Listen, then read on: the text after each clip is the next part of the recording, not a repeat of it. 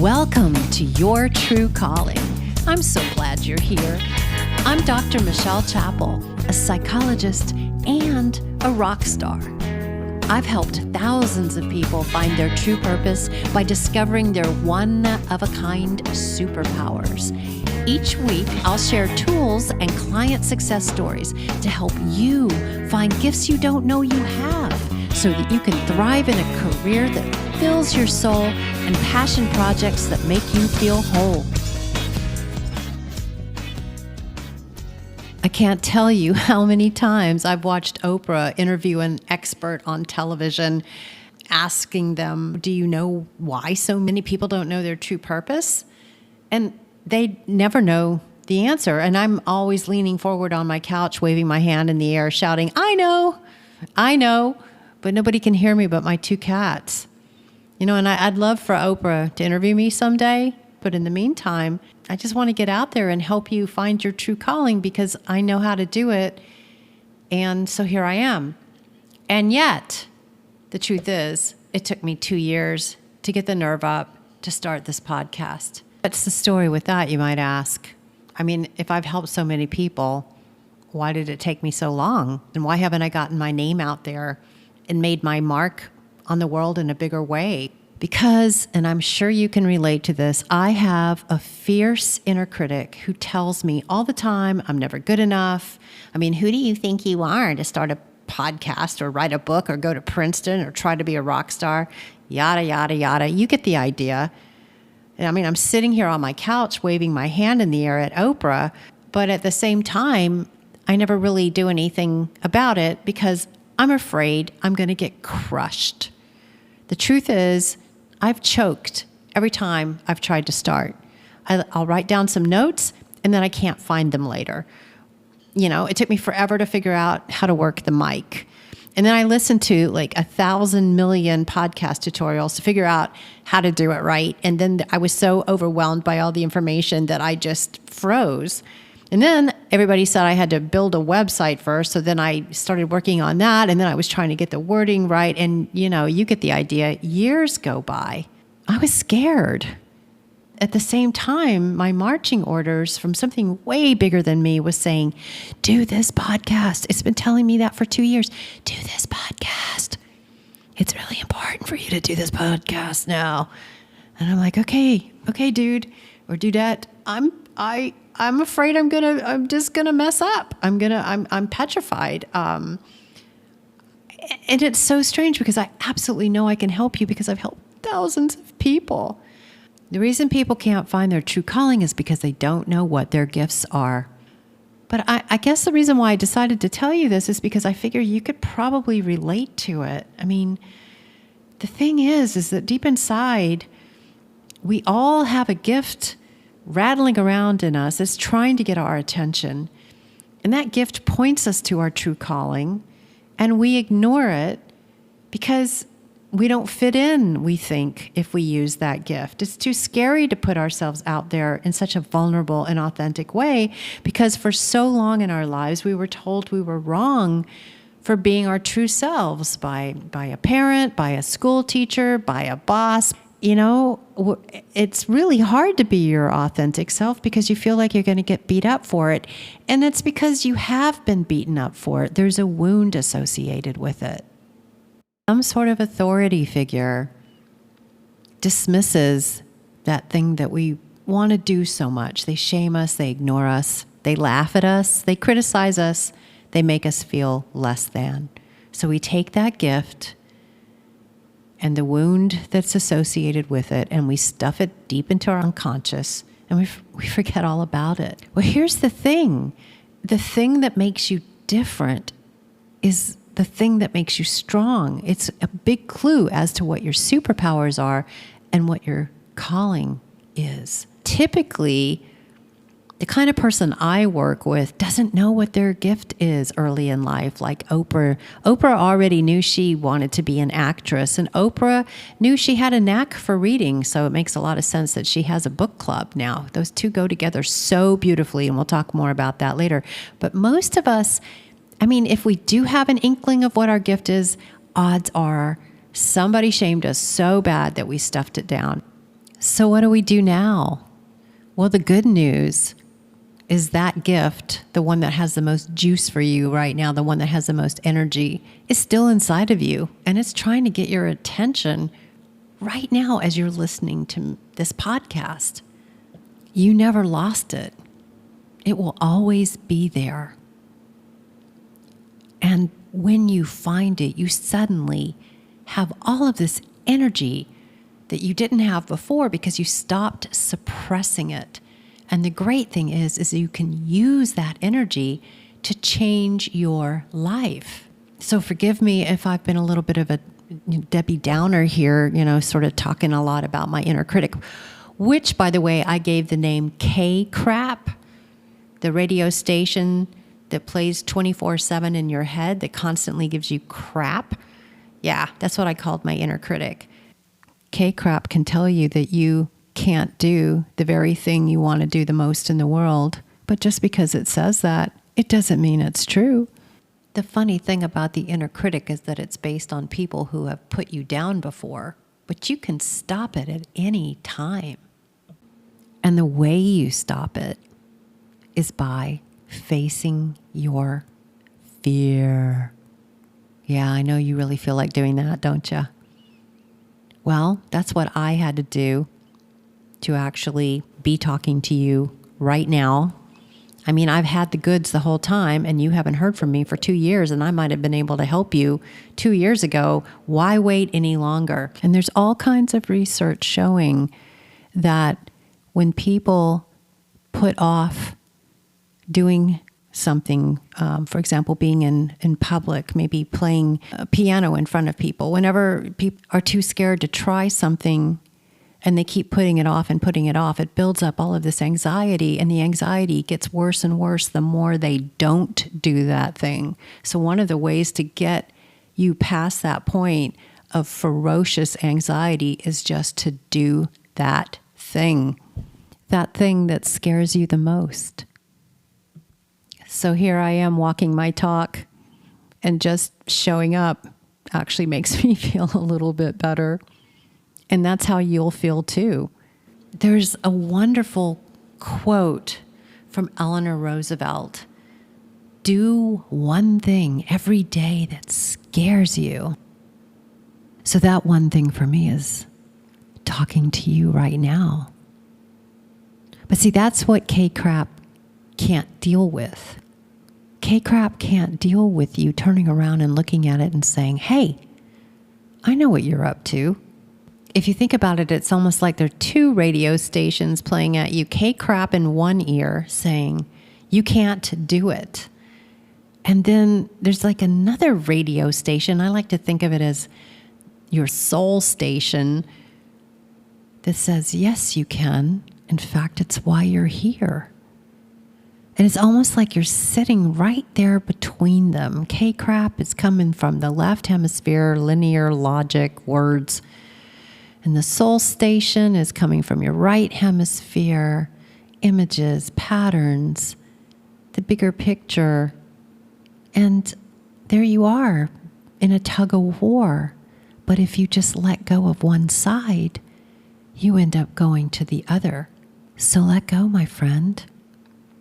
For me, there was an event that happened in my life that finally pushed me over the edge, that finally got me to let go of KCRP and go towards what my soul's been telling me to do with my life the whole time. I was planning to interview my friend John for this podcast. I was really proud of John. He had moved from Santa Cruz, California to Nashville to become a professional songwriter later in life. And he actually decided to make that move back in 2011. And I remember being really proud of him. He found people to co-write with, and his lyrics got stronger. The music got stronger. He won awards. And I wanted to interview him for this podcast because he was a friend who knew what his gift was, which was writing stellar lyrics, and followed that dream, left California, his home, and moved to Nashville for a dream in his 50s.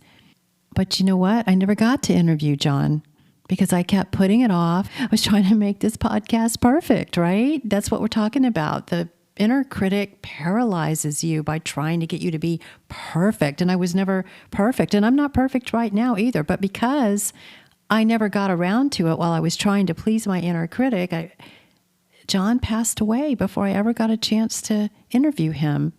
Looking back, I realized that it was just 11 years ago. It was only back in 2011. So yeah, 11 years ago, I can do math, that John decided to follow this dream. And I'm so glad that he did. And he changed so many people's lives. But if he had waited any longer, he would have had less than 11 years to use his gifts. So he used his time wisely. You never know when our time is going to be over on this earth. We don't control that. But what we can control is making a choice to follow our heart. When John was a boy, he used to love to play the guitar and sing, but he gave that up for a sensible career as a businessman. And so that's why it's so wonderful that he came full circle to rediscover his true gift and passion towards the end of his life. And so I'd like for you to now just think about it for a moment. Just take a moment. This is another clue as to what your superpower might be. What is something that you used to love to do when you were a child, or maybe a teenager, or even a young adult? Something that you used to just love to do. You'd do it every chance that you got, or you'd think about it a lot, or you were drawn to it. You probably were shut down on some level, which is why you're having a hard time remembering it now. But just think back, just take a deep breath and relax your face and your shoulders and your solar plexus and your arms and your hips and your thighs and your shins and your feet. And just one more breath in, and just, what did you used to love to do when you were a child? Even if it's crazy, even if it was, playing with Barbie dolls, that's fine. Just whatever answer comes up, take it seriously. There's a clue there. What would it be like if you would let yourself do that thing again? I loved singing as a child. I played piano with both hands as if I was classically trained when I was 4 years old. How I did that, I do not know. I used to walk up to pianos in other people's homes and play them like I knew what I was doing, but my parents never really noticed that. And I begged for a piano, but they never got it for me, so I forgot. I had that talent. But I remember one time sitting on a piano bench playing what sounds now to me like classical music, and a friend, it was his house, sat down next to me and he said, "How are you doing that?" And I said, "I don't know." And he said, "What does it feel like?" And I said, "It feels like I'm in heaven. There's light everywhere." I was like 4 or 5. You've got something like that too. What is it? It's a clue. Open yourself up to that. In my case, and in John's case, it was about music. But it doesn't have to be about music. It can be anything from painting to creating a garden to writing a book to sewing a wonderful outfit or cooking up a yummy dish. We're all born to create, and we all came into this world with a special gift that makes us different from everyone else. Open yourself up to receiving from something bigger than you a clue as to what that might be. Maybe somebody says something to you. Maybe it's in a movie title. Maybe it appears to you in a dream, or maybe it pops in as a sort of aha moment. Take a walk, take a shower, sweep, get into a flow state in some way, wash the dishes, and just let your mind kind of go loosey-goosey.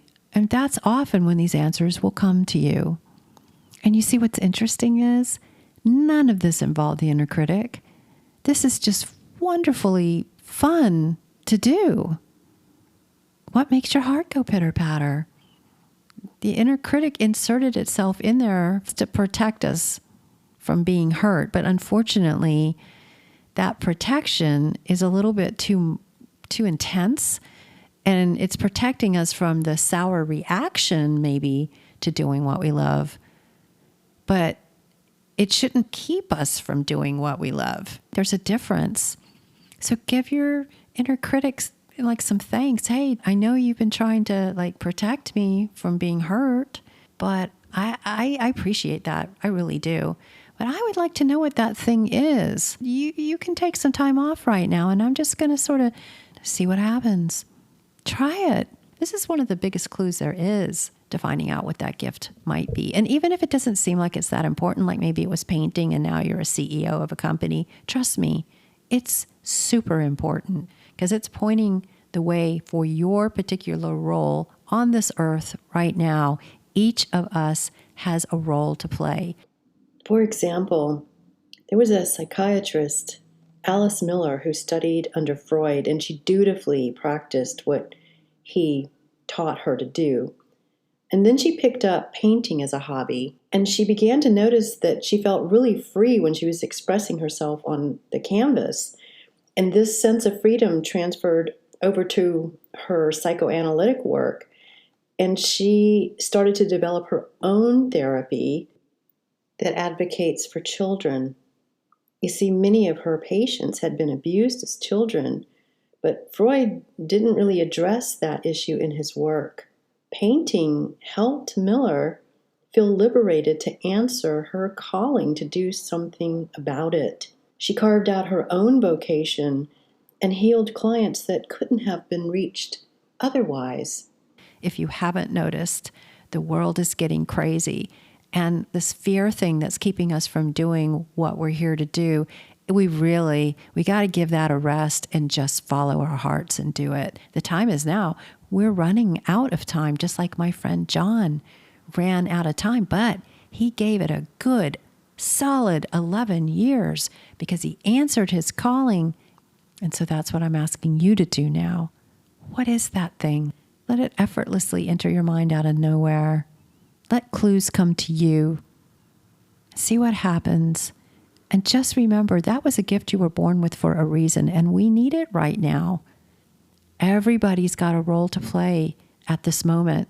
Everything is topsy-turvy and upside down because the way that we used to do things isn't working anymore. And one of those things is to hold ourselves back because we're too scared. Hey, folks, don't die with your music still in you. I didn't, and you don't have to either. I promise it's never too late to find your missing superpower and answer your true calling.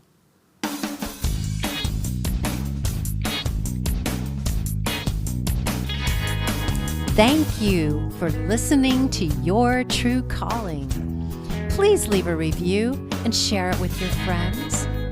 From my website, yourtruecalling.org, you can follow me on social media, learn more about my music and my coaching, contact me to find your superpowers live on the air, and help me produce future episodes by funding me on Patreon.